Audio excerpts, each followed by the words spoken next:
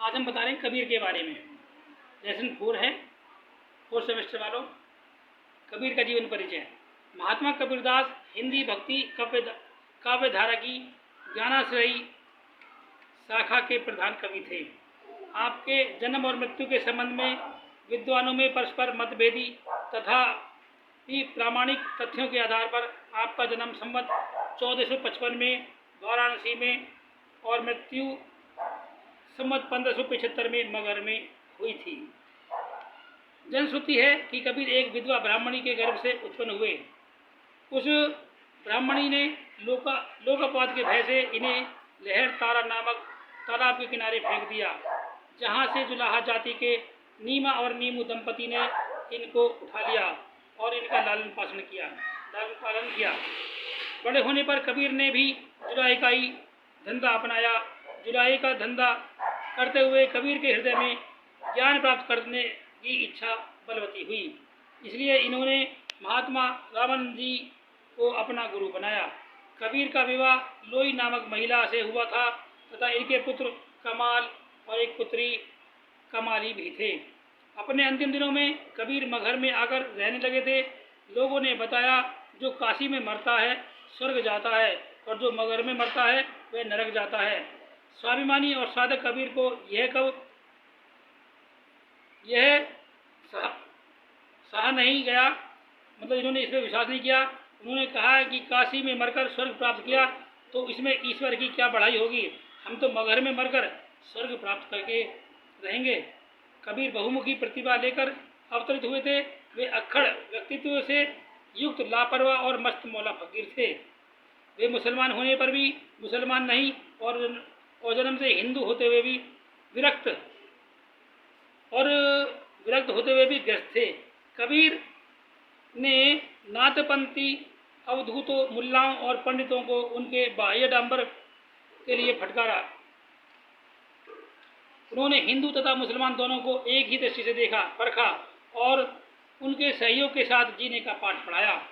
कबीर कभी पीछे पहले सुधारक थे। उनके व्यक्तित्व और विचारों से प्रभावित होकर उनके सैकड़ों अनुयायी बन गए। उनके नाम पर देश में कबीर मठ और कबीर पंथ स्थापित हो गए, जो आज भी केवल बनारस में ही नहीं बल्कि सर्वत्र दिखाई देते हैं। रचनाएं। कबीर अनपढ़ थे, यह उनके इस कथन से स्पष्ट हो जाता है। मसी कागज छुयो नहीं, कलम गयो नहीं हाथ। कबीर ने उपदेश दिए जिनको उनकी मृत्यु के पश्चात उनके शिष्यों ने बीजक नाम से संग्रह कर लिया। बीजक, साखी शब्द और रमैनी तीनों भाग हैं।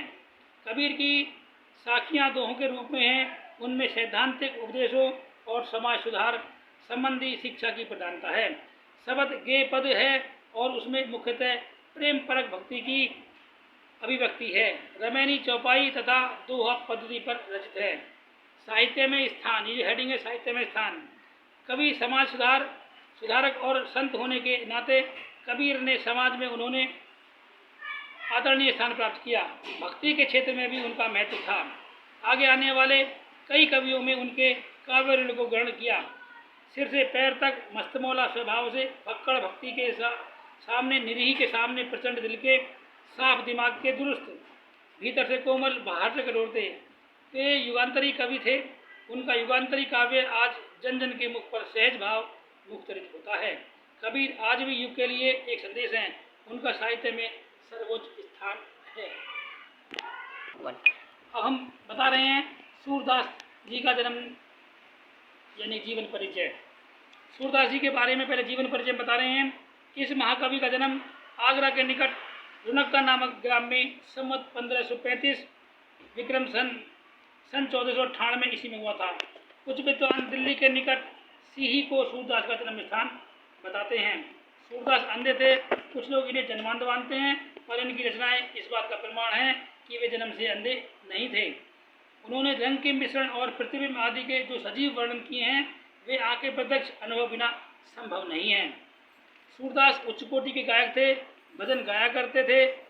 महाप्रभु वल्लभाचार्य ने उनकी प्रतिभा से प्रभावित होकर श्रीनाथ जी के मंदिर में उन्हें कीर्तनिया के रूप में नियुक्त कर दिया।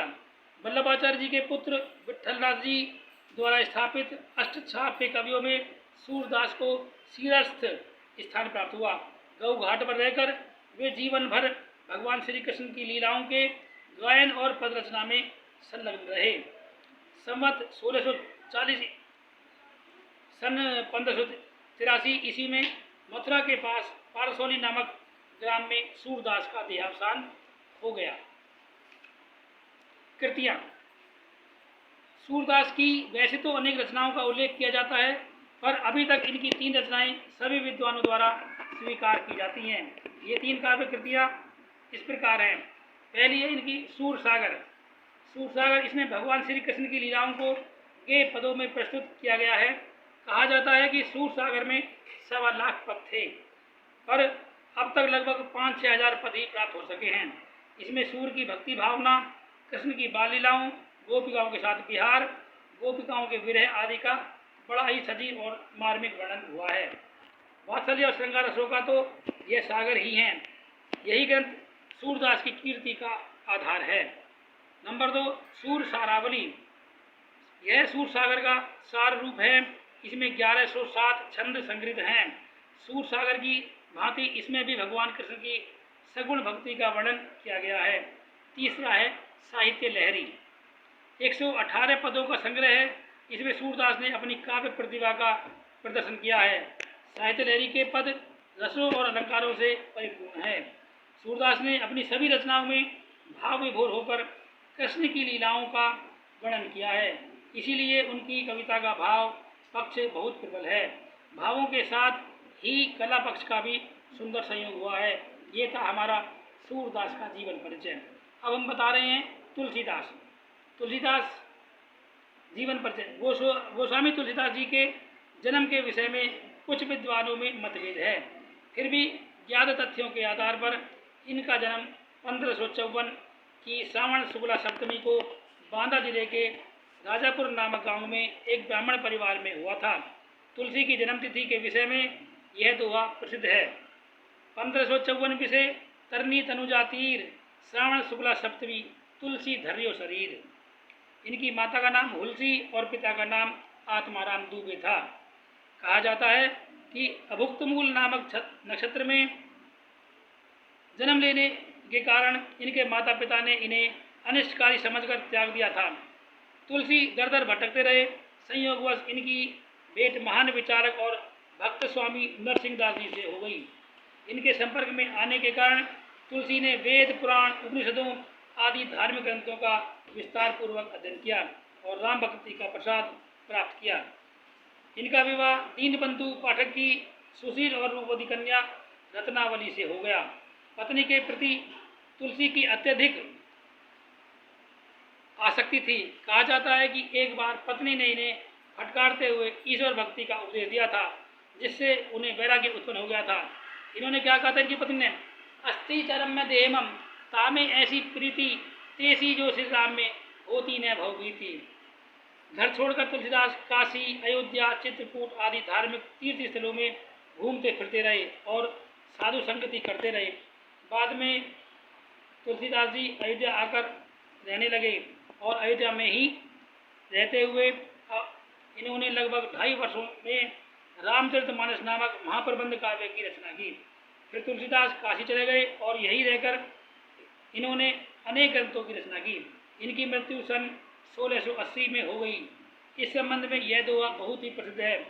संवत 1680 गंग के तीर श्रावण शुक्ला तीज शनि तुलसी तज्यो शरीर। रचनाएं। तुलसीदास ने विविध प्रकार के ग्रंथों की रचना की है। इन्होंने छोटे और बड़े दोनों प्रकार के ग्रंथ लिखे हैं। कुछ विद्वानों ने इनके ग्रंथों की संख्या 31 के लगभग बताई है, किंतु प्रामाणिक रूप से इनकी रचनाओं की संख्या 12 ही है, जो इस प्रकार से है। नंबर 1 प्रबंध काव्य है। रामचरितमानस, पार्वती मंगल, जानकी मंगल, रामलला, नैछू। मुक्तक काव्य हैं इनके कवितावली, दोहावली, बरवे रामायण, वैराग्य संदीपनी, रामाज्ञा, प्रश्नावली, हनुमान बाहुक। नंबर 3 में गीति काव्य, गीतावली, कृष्ण गीतावली, विनय पत्रिका। साहित्य में स्थान। हिंदी साहित्य में तुलसीदास जी को वही सर्वोच्च स्थान प्राप्त है जो स्थान संस्कृत साहित्य में वाल्मीकि एवं वेद व्यास का है। जब तक भारतीय साहित्य का अस्तित्व है, जब तक गोस्वामी तुलसीदास का नाम अमर रहेगा। उनकी काव्य की प्रशंसा तो पाश्चात्य विद्वानों ने भी मुक्त कंठ से की है। जॉर्ज ग्रियासेन ने तुलसीदास को गौतम बुद्ध के बाद सबसे बड़ा जननायक कहा था। आचार्य रामचंद्र शुक्ल का यह कथन उचित ही लगता है। यह एक कवि ही हिंदी को एक प्रौढ़ साहित्य भाषा सिद्ध करने के लिए काफ़ी है। इस प्रकार हरिओद का काव्य उपयुक्त है। कविता करके तुलसी न लसे, कविता लसी पर तुलसी की करा। तो ये तुलसीदास का जीवन परिचय था। आज के लिए इतना ही। मैं धर्मेंद्र कुमार शर्मा आपसे नई वीडियो में नए टॉपिक के साथ, नए जीवन परिचय के साथ आपसे फिर मिलूँगा। तब तक के लिए नमस्कार।